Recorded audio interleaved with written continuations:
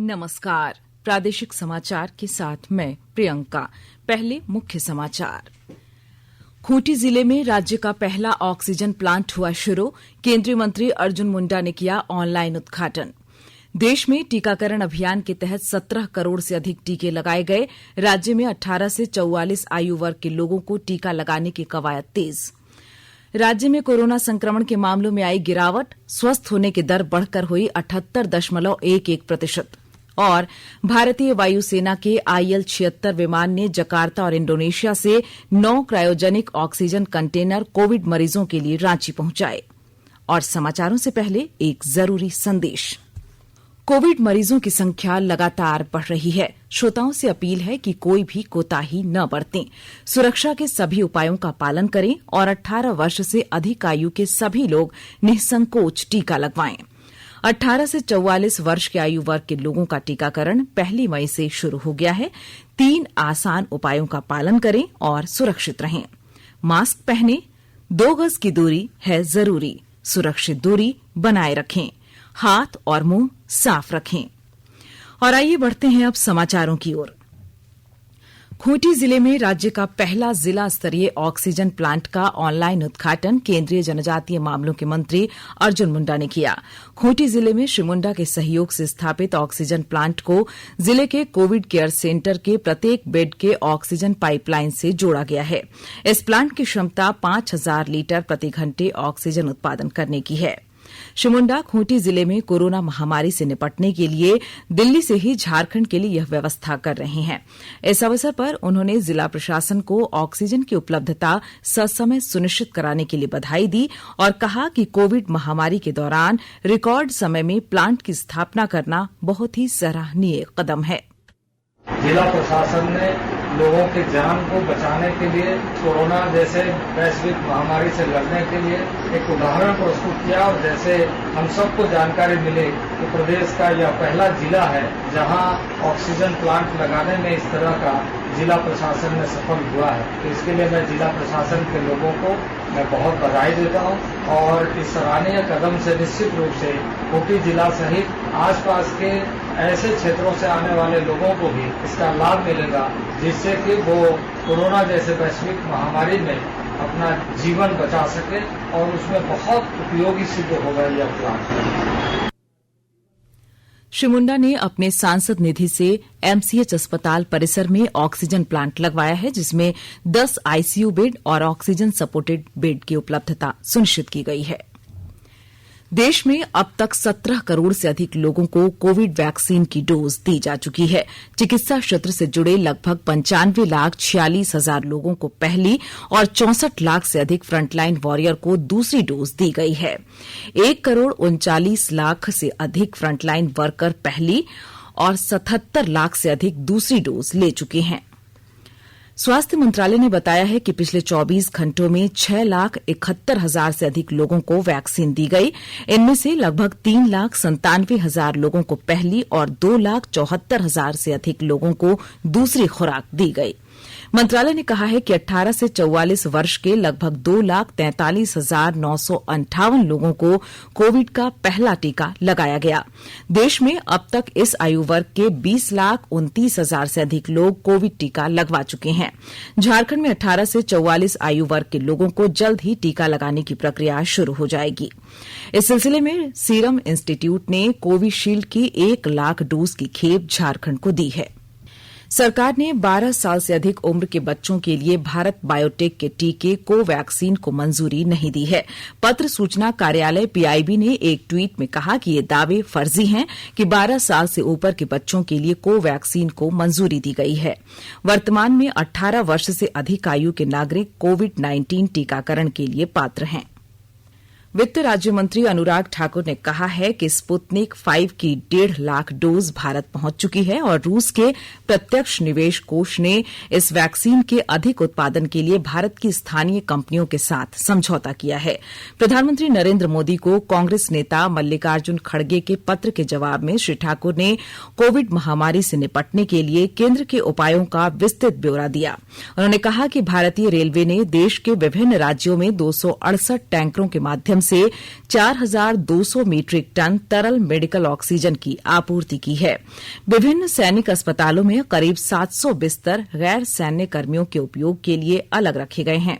श्री ठाकुर ने कहा कि भारतीय वायुसेना के परिवहन विमानों ने 50 उड़ानों के माध्यम से विदेशों से 1,142 मीट्रिक टन क्षमता के 61 ऑक्सीजन कंटेनर पहुंचाए।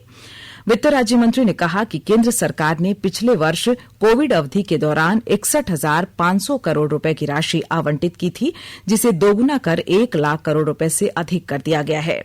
इसके अलावा मनरेगा पारिश्रमिक 182 रुपए से बढ़ाकर 202 रुपए कर दिया गया और 300 करोड़ मानव दिवस कार्य सृजित किया गया। देश में कोरोना महामारी की दूसरी लहर में कोविड संक्रमण तेजी से बढ़ने के बीच भारत को विश्व समुदाय से सहयोग मिल रहा है। केंद्र सरकार इस विदेशी मदद को तेजी से राज्यों और केंद्र शासित प्रदेशों को वितरित और आवंटित करने के लिए प्रभावी व्यवस्था कर रही है। केंद्रीय स्वास्थ्य मंत्रालय ने कहा है कि अभी तक 6,738 oxygen concentrator, 3,856 oxygen cylinder, 16 oxygen उत्पादन संयंत्र, 4,668 वेंटिलेटर और 3 लाख से अधिक रेमडेसिविर टीके भेजे जा चुके हैं। इससे चिकित्सा सुविधाओं को मजबूती मिलेगी। आकाशवाणी के ताजा तरीन समाचारों के लिए आप हमारी वेबसाइट newsonair.com पर लॉग ऑन कर सकते हैं। ताजा समाचार Twitter handle @AIR news alerts और Facebook page All India Radio news पर भी उपलब्ध है। आप प्रादेशिक समाचार एकांश के Twitter handle @AIR news _Ranchi और फेसबुक पेज तथा YouTube channel AIR news Ranchi पर भी हमारे बुलेटिन सुन सकते हैं। प्रादेशिक समाचार आप आकाशवाणी रांची से सुन रहे हैं और अब पेश है कोरोना से बचाव के कुछ संदेश। कोविड-19 से बचाव और सुरक्षित रहने के 3 उपाय। मास्क लगाएं, 2 गज दूरी है जरूरी, सुरक्षित दूरी रखें, हाथ और मुंह साफ रखें।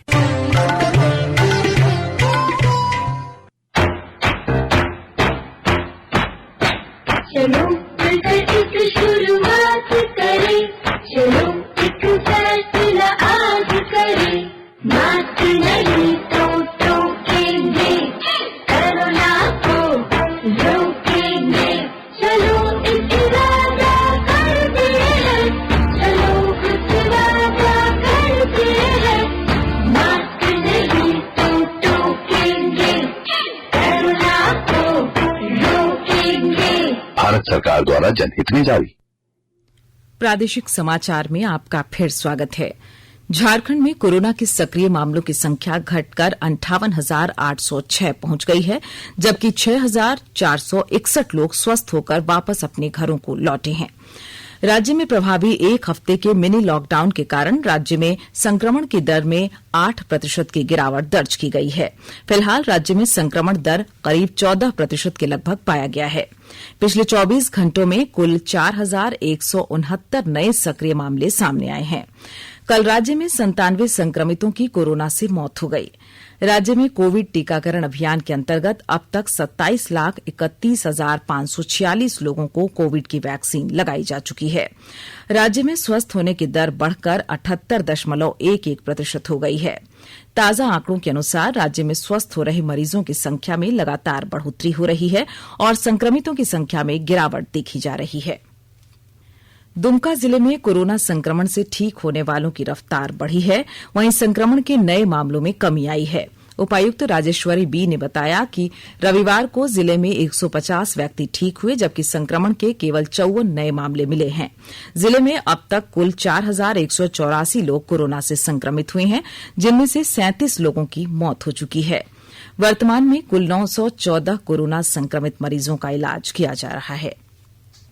रामगढ़ जिले में 149 व्यक्ति कोरोना संक्रमण से ठीक हुए। स्वास्थ्य विभाग की टीम के द्वारा इन सभी व्यक्तियों को कोरोना संबंधित किसी प्रकार के लक्षण दिखने पर जिला नियंत्रण कक्ष, सदर अस्पताल कंट्रोल रूम अथवा नजदीकी स्वास्थ्य केंद्र में संपर्क करने के संबंध में विस्तारपूर्वक जानकारी दी गई। ठीक होने के उपरांत सभी व्यक्ति अनिवार्य रूप से 7 दिनों के होम क्वारंटाइन में रहेंगे एवं जिला प्रशासन रामगढ़ द्वारा सभी की मॉनिटरिंग की जाएगी। लोहरदगा जिले में स्वास्थ्य सुरक्षा सप्ताह में सख्ती बरती जा रही है। जिला प्रशासन लगातार पूरी व्यवस्था पर नजर रखे हुए है। जिले में वैक्सीनेशन के काम में तेजी आई है और जगह जगह कैंप लगाकर कोरोना जांच भी की जा रही है। और जानकारी दे रहे हैं हमारे संवाददाता। लोहरदगा जिला में कोरोना को लेकर अब लोग जागरूक होने लगे हैं। बढ़ते कोरोना संक्रमण के बाद लोगों ने सावधानी बरतनी शुरू कर दी है।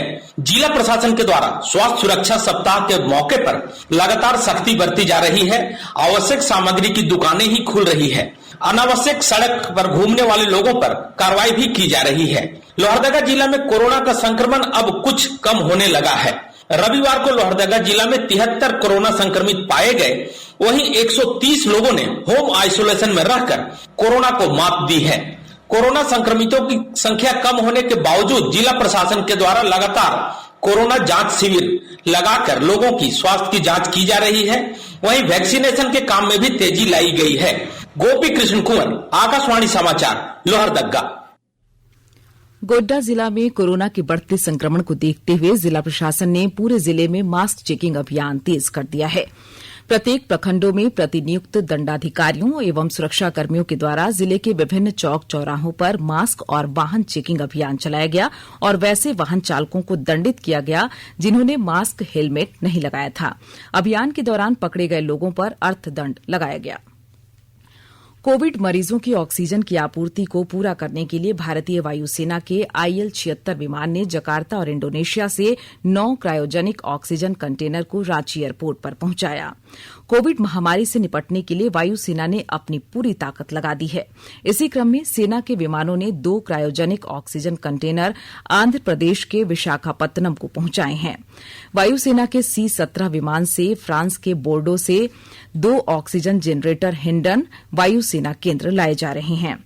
एक अन्य C-17 विमान फ्रैंकफर्ट से ऑक्सीजन उत्पादन की कच्ची सामग्री जियोलाइट लेकर मुंबई आ रहा है।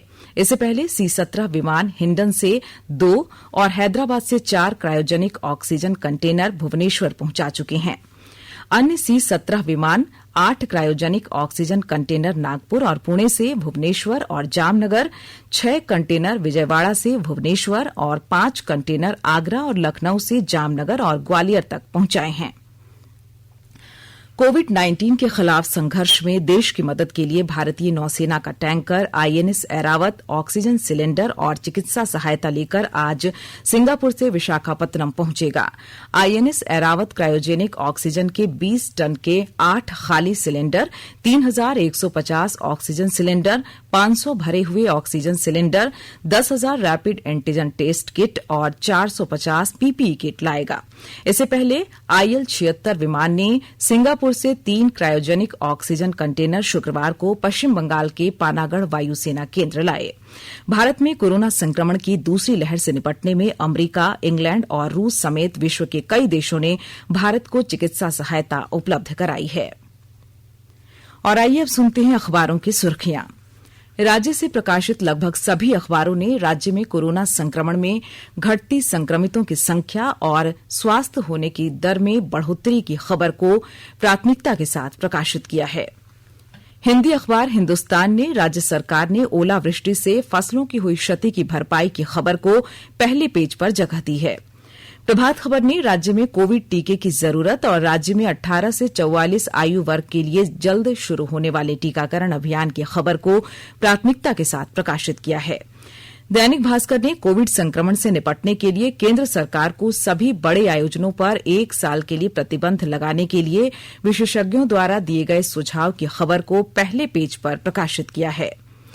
दैनिक जागरण ने देश में आंशिक और पूर्ण लॉकडाउन की खबर और टीकाकरण की रफ्तार में तेजी को अपनी पहली सुर्खी बनाया है। और अंग्रेजी दैनिक टाइम्स ऑफ इंडिया और हिंदुस्तान टाइम्स ने हिमंता बिस्वा शर्मा के असम के नए मुख्यमंत्री के रूप में शपथ लेने की खबर को पहले पन्ने पर जगह दी है। और अब अंत में मुख्य समाचार एक बार फिर। खूंटी जिले में राज्य का पहला ऑक्सीजन प्लांट हुआ शुरू, केंद्रीय मंत्री अर्जुन मुंडा ने किया ऑनलाइन उद्घाटन। देश में टीकाकरण अभियान के तहत 17 करोड़ से अधिक टीके लगाए गए। राज्य में 18 से 44 आयु वर्ग के लोगों को टीका लगाने की कवायद तेज। राज्य में कोरोना संक्रमण के मामलों में आई गिरावट, स्वस्थ होने की दर बढ़कर हुई 78.11%। और भारतीय वायुसेना के IL-76 विमान ने जकार्ता और इंडोनेशिया से 9 क्रायोजेनिक ऑक्सीजन कंटेनर कोविड मरीजों के लिए रांची पहुंचाए। इसके साथ ही आकाशवाणी रांची से प्रादेशिक समाचार का ये बुलेटिन समाप्त हुआ। नमस्कार। घर में रहिए, सुरक्षित रहिए और सुनते रहिए आकाशवाणी।